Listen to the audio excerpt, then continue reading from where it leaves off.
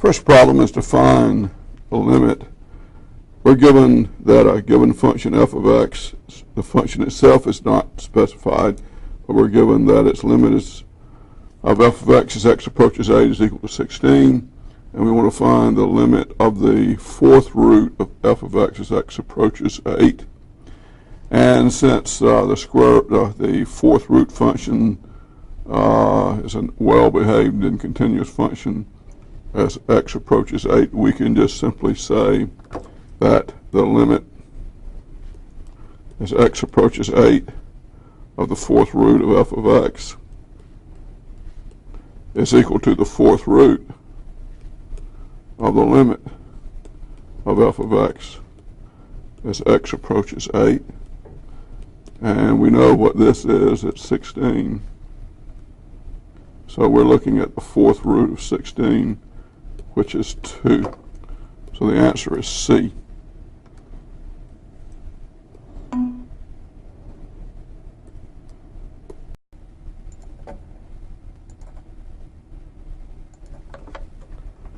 Problem 2 is to find the limit of this rational function as x approaches 1.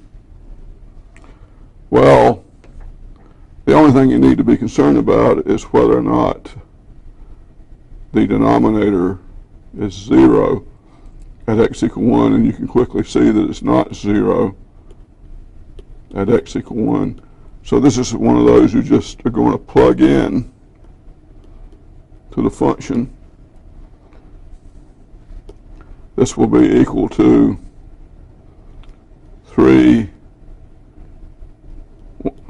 1 squared plus 7 times 1 minus 2 over 3 times 1 squared minus 4 times 1 minus 2, and you quickly see this is 8 divided by minus 3 is equal to minus 8/3.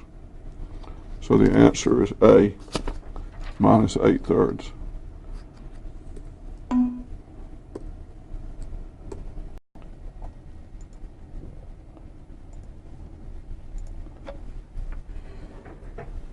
Problem 3 is to find the limit of a rational function as x approaches infinity. We can rewrite this as a limit as x approaches infinity, dividing the numerator and the denominator by x cubed. We would get 9 minus 6x squared divided by x cubed plus 3x divided by x cubed. In the denominator we have minus 1 minus 2x over x cubed plus 6 over x cubed. And you can see as x approaches infinity that these terms are going to 0. And we just simply have the limit is minus 9. So the answer is D, minus 9.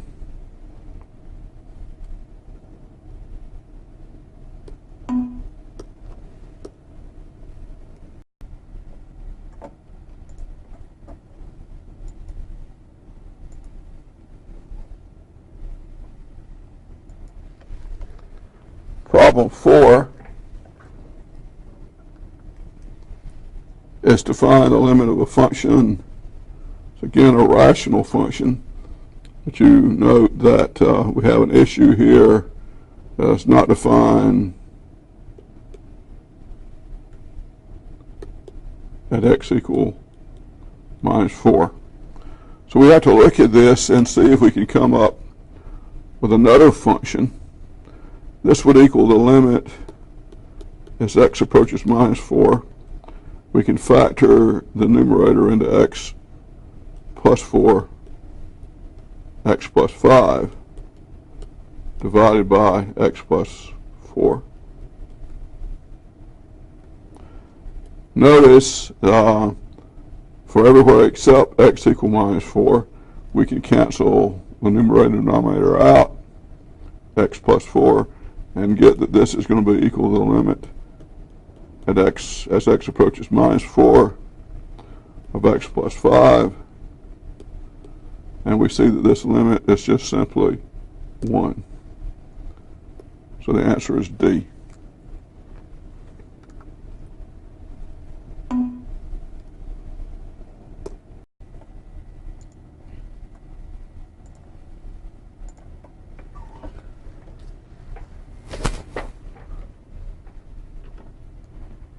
Number 5 is similar to number 4.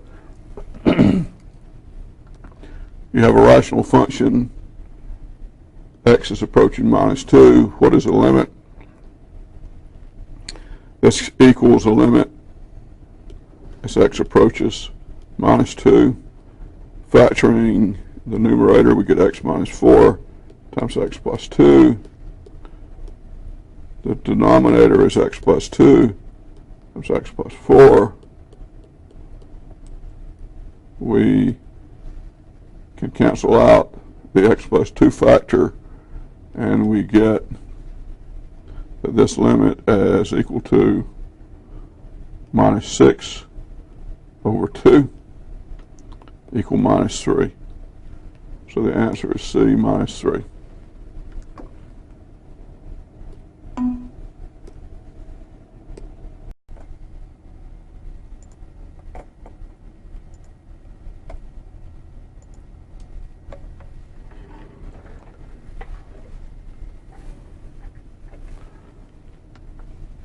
Problem 6, we have the limit as x approaches infinity of this rational expression. And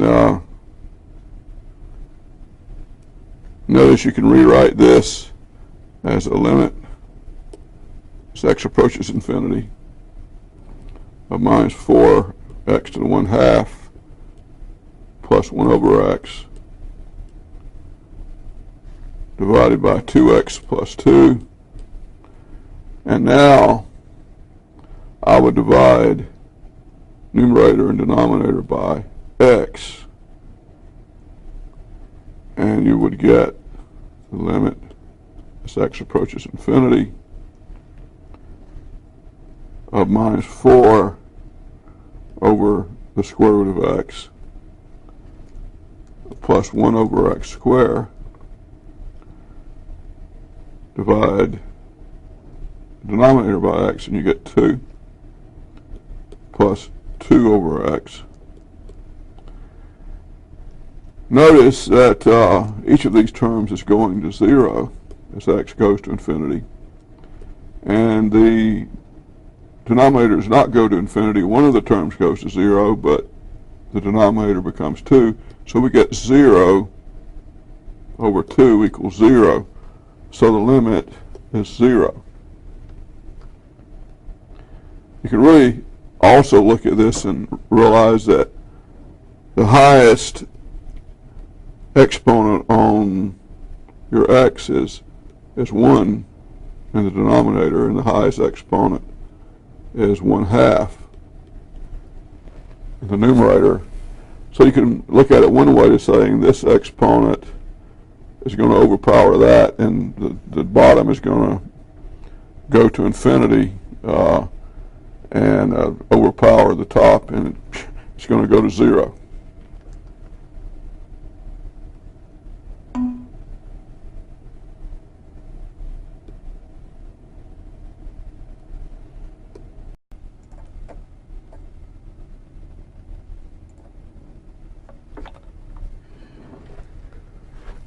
Problem 7 is that we got a fairly simple function here, and we want to use the precise definition of a limit to prove that the limit of this function as x approaches 2, notice that's the x naught here, as x approaches 2 is equal to 8. Now, so what we're trying to show is a limit as x approaches 2 of 2x squared is equal to 8. And this is a continuous function. It's not doing anything strange at x equal 2, but we want to prove by the epsilon delta definition that the limit exists and it's equal to 8. Well, to do that, somebody has given us an epsilon of 0.2. So we want to draw a picture that looks like this. Draw the graph of f of x equal 2x squared. And we're looking at the limit as x approaches 2. And we believe that the limit is 8. Somebody has given us an epsilon of 0.2, so follow this strategy. Look at 8 plus epsilon equal 8.2, and then look at 8 minus epsilon, which is 7.8, and trace this curve back from y to x for these 2 points around the limit x. Notice we've got 2x squared equal y, so x squared is equal to y over 2. So this x upper that corresponds to 8 plus epsilon of 8.2, the x upper is equal to the square root of 8.2 over 2. And so we would say that the delta upper, or candidate for the delta, is equal to 0.0248, because the x upper is equal to 2.0248. So the difference is 0.0248. Now, to get the lower value of x lower is going to be the square root of 7.8 over 2, which is equal to 1.9748. So the delta lower is going to be 2 minus 1.9748, which is equal to 0.025158. What you do is you calculate the lowest value of this delta to ensure that if x is within that delta of 2, that the difference between f of x and 8 is less than epsilon. So it looks like the answer is delta is at 0.0248, and that is answer A.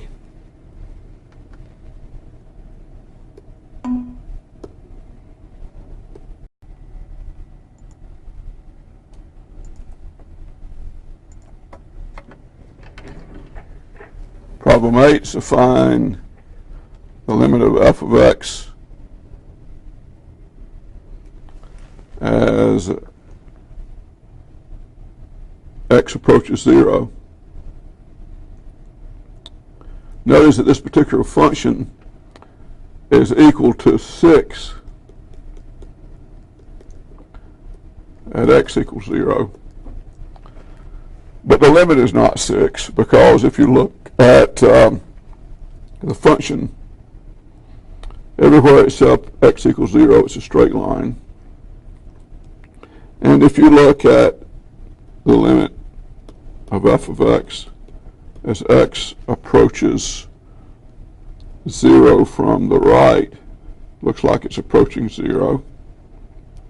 And the limit f of x as x approaches 0 from the left, that's coming in this way. Looks like it's approaching 0. So the right-hand limit and the left-hand limit are equal, so we say the limit is equal to 0, although the functional value at x equals 0 is 6.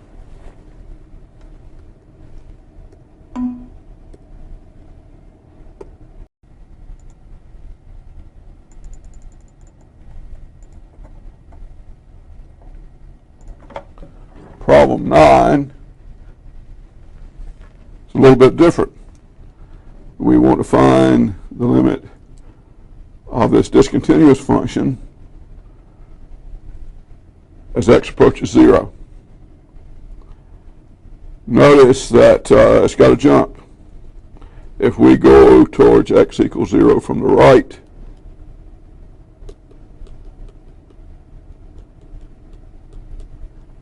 we see 1.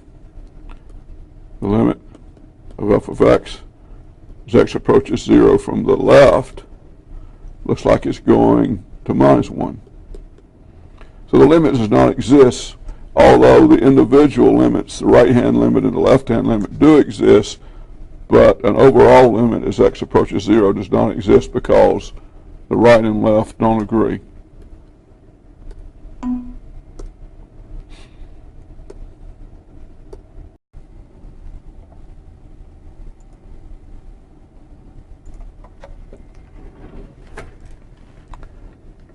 Number 10, we're going to calculate for the function 3 times the square root of x this limit.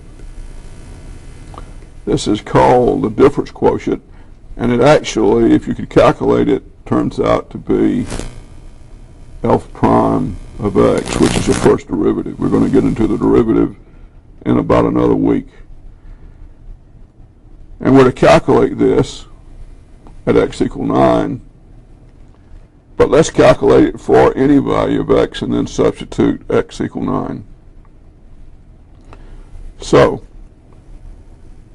f of x is 3 times the square root of x. F of x plus h equal 3 times the square root of x plus h. And so we calculate that the limit as h approaches 0 equals f of x plus h minus f of x of h is equal to the limit of 3 times the square root of x plus h minus 3 times the square root of x divided by h. I sort of like to simplify this a little bit, and I'll factor the 3 out. So we got the square root of x plus h minus the square root of x divided by h. And you'll recall that when we have something like this, we like to multiply the numerator denominator by what we might call the conjugate of the denominator. And you'll see that it's sort of a strategy to help us simplify the expression and be able to take the limit. So we're going to multiply numerator denominator by the square root of x plus h minus the square root of x plus the square root of x, I'm sorry.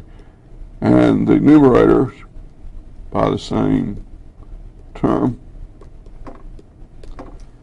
When we do this, we're going to get the limit of as h approaches 0. First terms are going to be x plus h. Notice that the outside and the inside terms are the negative of one another, so they're going to cancel, and then the last term will give us minus x. And then we're left with h times the square root of x plus h plus the square root of x equals 3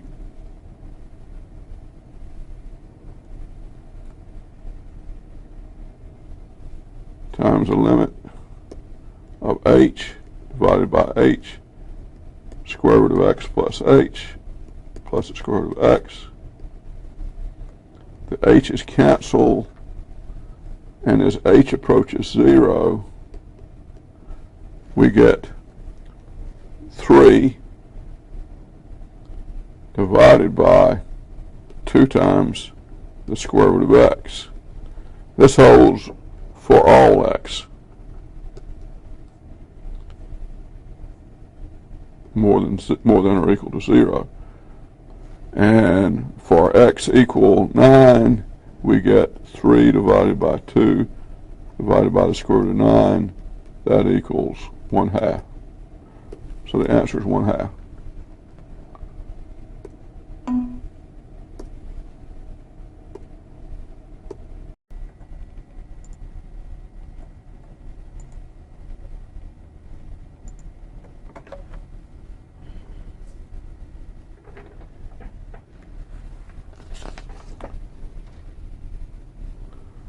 Problem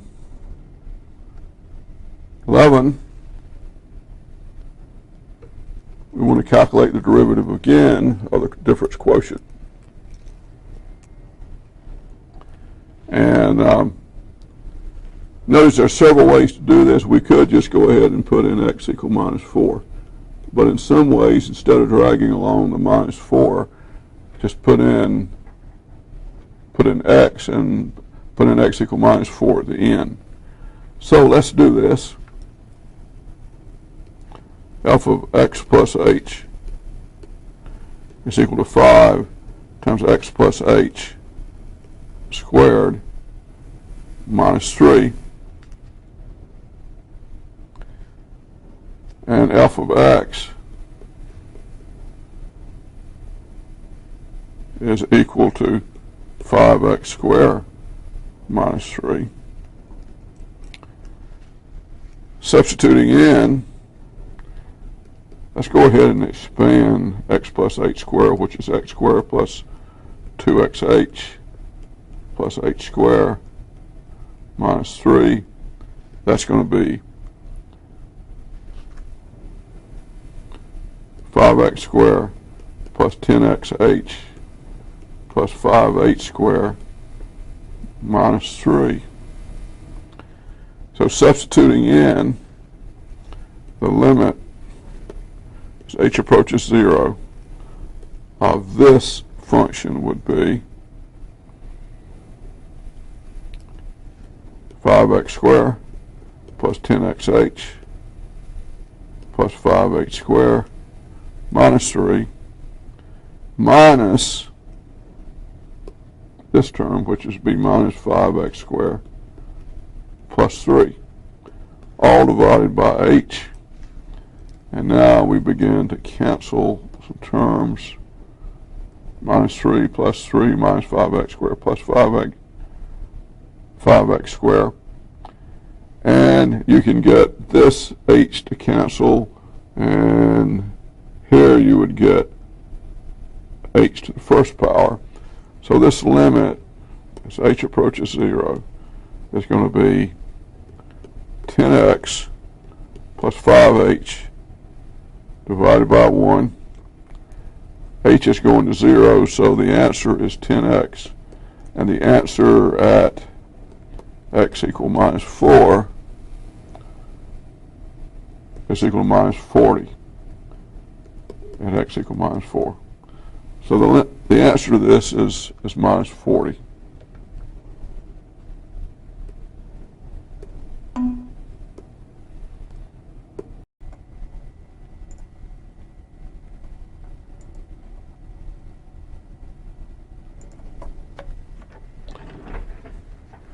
Number 12, find the limit of this expression, 10x minus 2 sine x divided by x.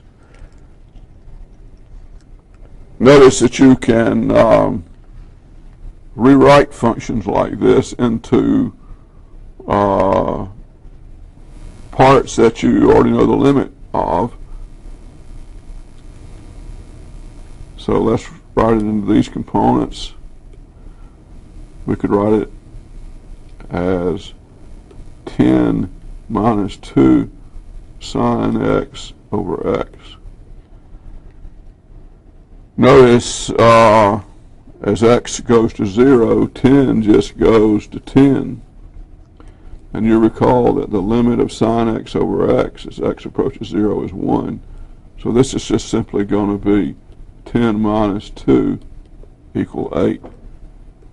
So the limit is 8. The answer is B.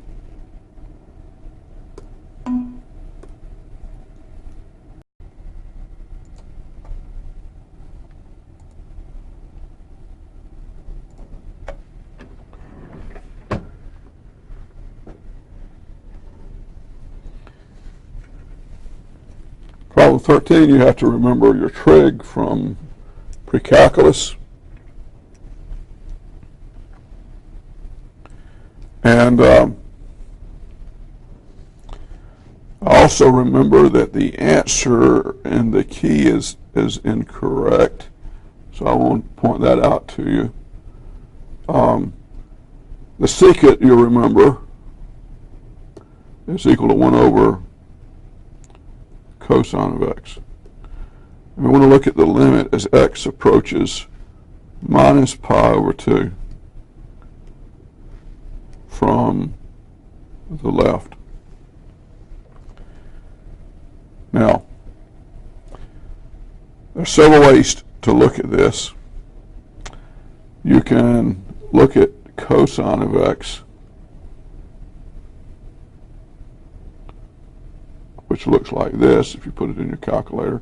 You can also put 1 over cosine x, and we'll do that in just a second. But at minus pi over 2 plus pi over 2, notice that at minus pi over 2, cosine of x is going to 0. So 1 over cosine x is going to be either going to plus or minus infinity. If we look at this function as x approaches minus pi over 2 from the left, we're coming in from this side, and the function is negative, and so we expect this to go to minus infinity. Indeed, if you plot the graph of 1 over cosine of x, you can do it by looking at the graph of cosine of x.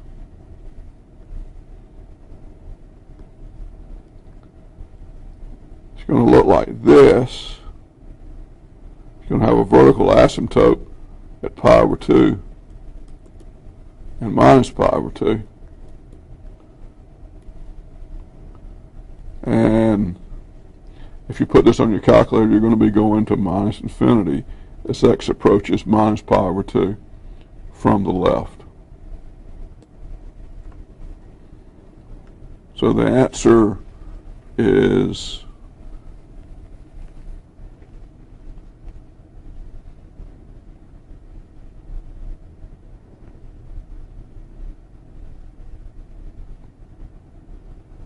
A, minus infinity.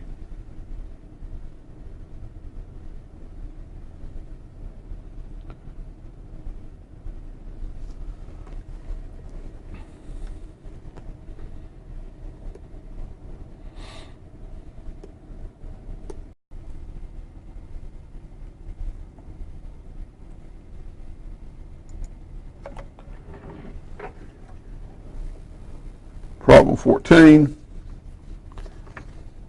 We got a rational function. The denominator has x approaching minus 5 from the left.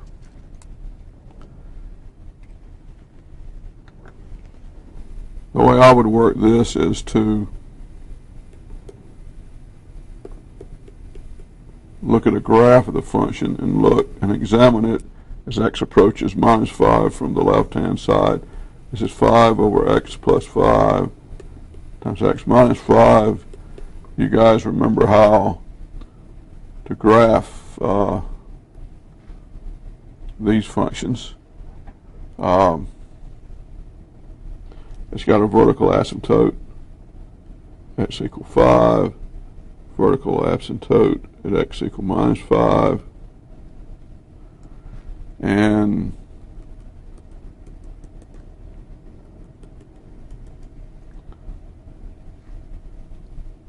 quickly see that it looks like this.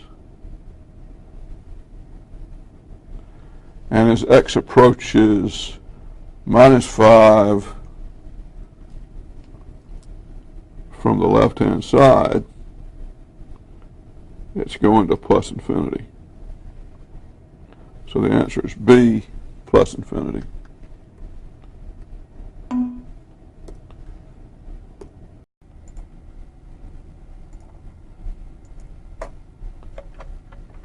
Problem 15, we want to find the equation of a tangent line at the given point P.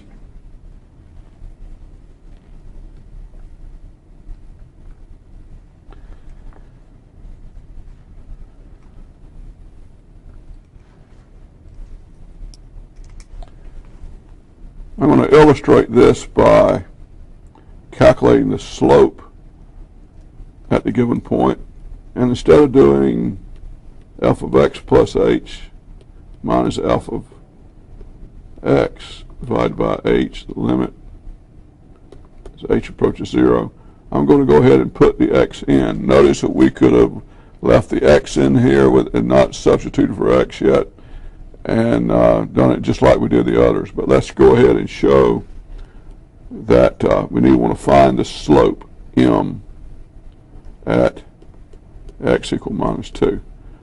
So we're going to go the limit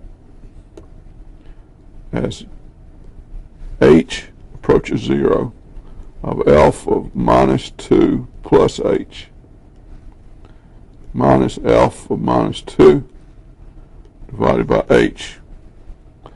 Notice f of minus 2 is already given. It's minus 5.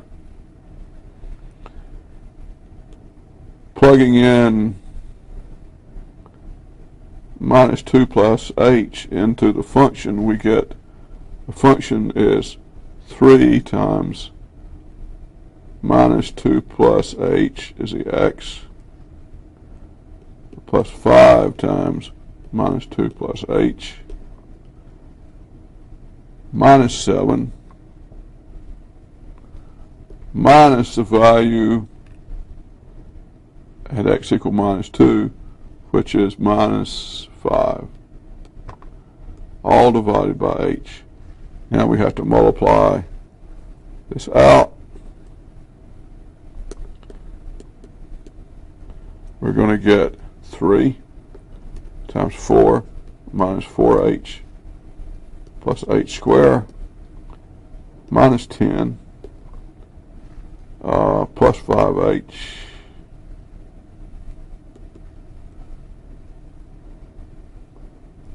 minus 7 plus 5, all divided by h. This is the limit as h approaches 0 of 12 minus 12h plus 3h squared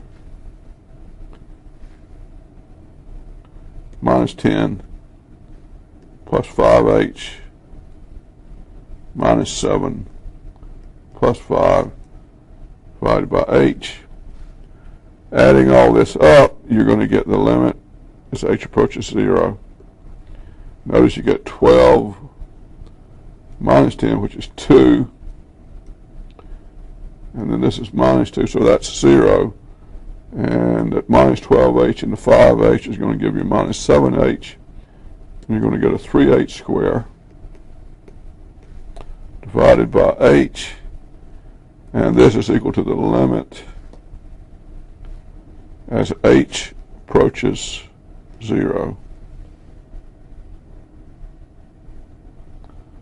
of minus 7 plus 3h, which is going to be minus 7.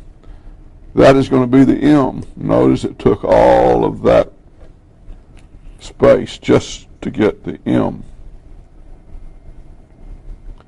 Now, I'm going to erase a little bit of this.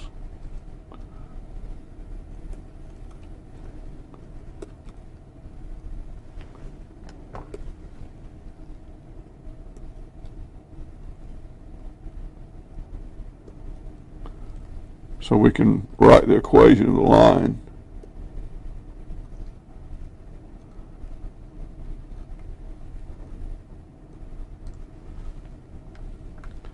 So we got m is equal to minus 7, and we want to write the equation of the line that goes to the point minus 2 and minus 5. And that means this is x1 and this is y1, so we write y minus y1 equals m times x minus x1. So we got y minus, the function, by the way, is minus 2 and minus 5. So y minus 5 is equal to m, which is minus 7, times x minus x1, which is minus 2. So we get y plus 5 equal minus 7x minus 14. And you can see that this becomes y equals minus 7x minus 19. And that is answer B. By the way, I'm going to give you a preview of calculating this derivative the easy way. Y is equal to 3x squared plus 5x minus 7. You want to find out what the slope is at x equals minus 2. The first derivative, which we're going to do in just a little bit, is going to be 2 times this 3, which is 6x. The first derivative of 5x is just going to be its slope, which is 5. We're going to plug in minus 2, and we get y prime at x equal minus 2 equal minus 12 plus 5 equal minus 7. So in this little bit of work, we did everything we accomplished in all of this. So when we get to taking derivatives, you're going to save a lot of time and a lot of anguish. But to get started, it's good to do it this way to appreciate what the derivative means.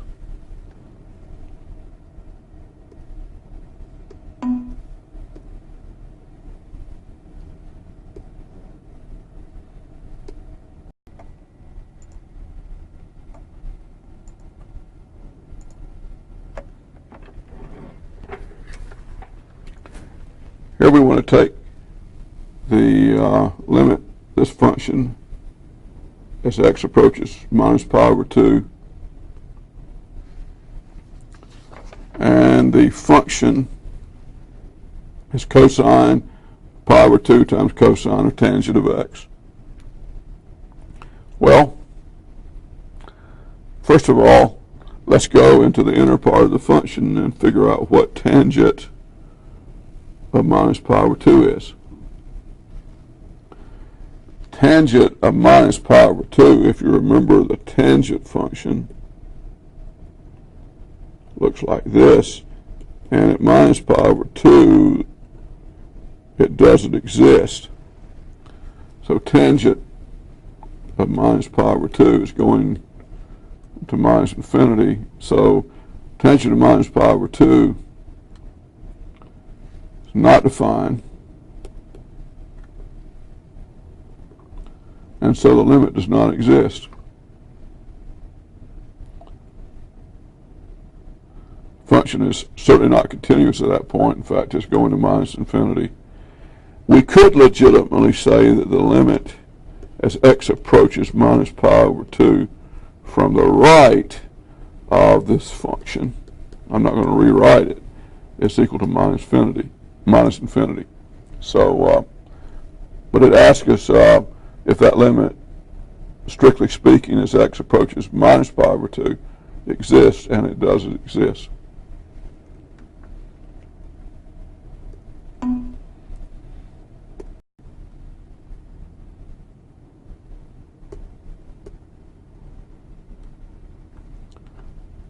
Now we're asking for the limit of this function of theta as theta approaches minus 3 pi. Now, if we look at the inner part of the function and put theta equal minus 3 pi, the sine of minus 3 pi is 0. Well, then the cosine of 0, as you remember, is 1. So this is 1. So we now have sine of minus 3 pi. Well, the sine of minus 3 pi is 0. And then finally, the tangent of 0 is 0. And there's nothing crazy going on here. It means that the function, the limit is 0. And we were also to find out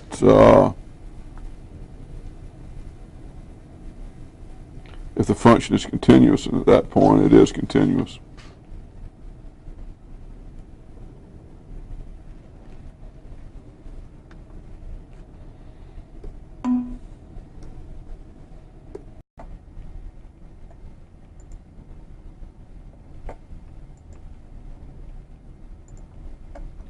Number 18, we want to find the average rate of change of the function over the given interval. And the interval is from 2 to 8. So the average rate of change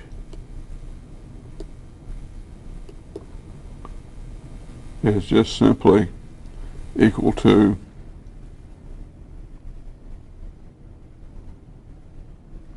the square root of 2 times 8 minus the square root of 2 times 2 divided by the length of the interval, which is 8 minus 2. So that's the square root of 16 minus the square root of 4 divided by 6 is 4 minus 2 divided by 6 equals 2/3, or 2/6 equals 1/3. So the answer is A.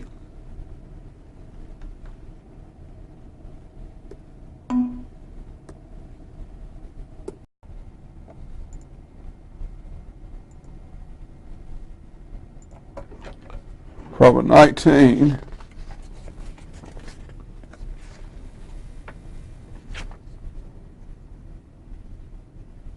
We want to find the average rate of change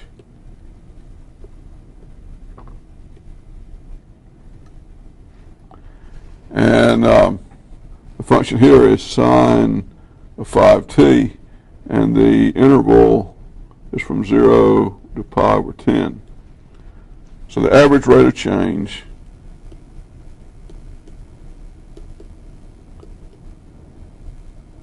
is a functional value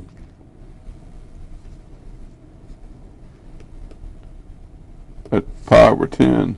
So this would be sine of 5 times pi over 10 minus sine 0 divided by pi over 10 minus 0.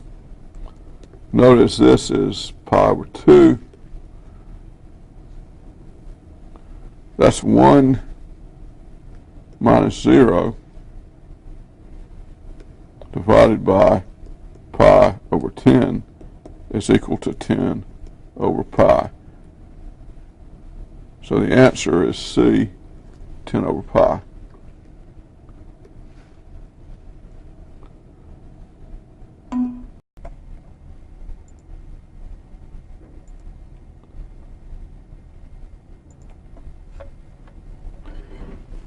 Now we have, for this function,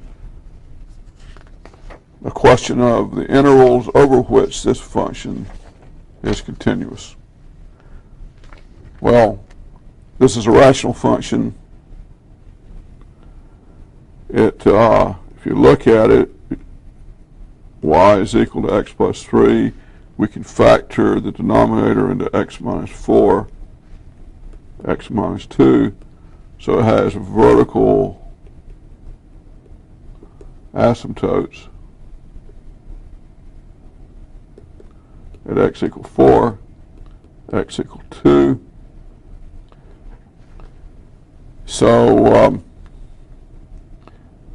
at these points, it's discontinuous.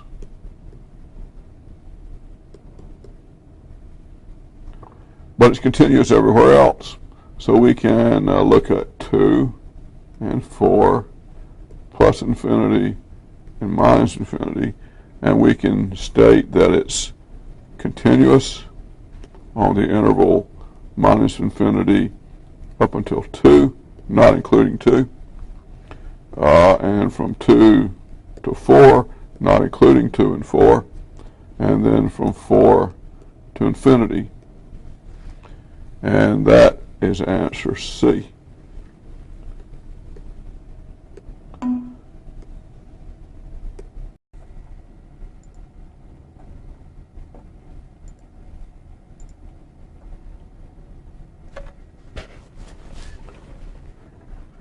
Problem 21, we want to find the limit if it exists. Limit is x approaches 9. Notice this is one of those easy ones that you occasionally will see. You just need to recognize that this function is a good continuous function, especially at x equal 9. You can just plug in 9 and get that this is the square root of 134.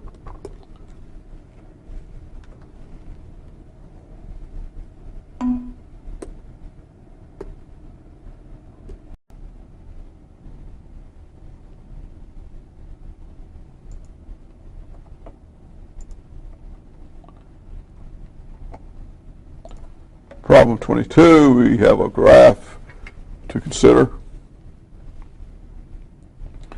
Notice this is a nice continuous function until it gets to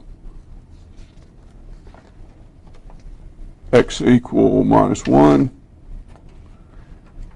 We want to find out what the limit of this function is as x approaches minus 1 from the left. Well, as you go on this function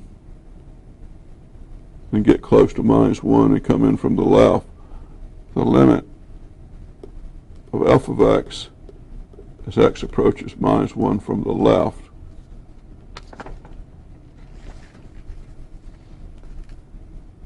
looks like it's minus 2.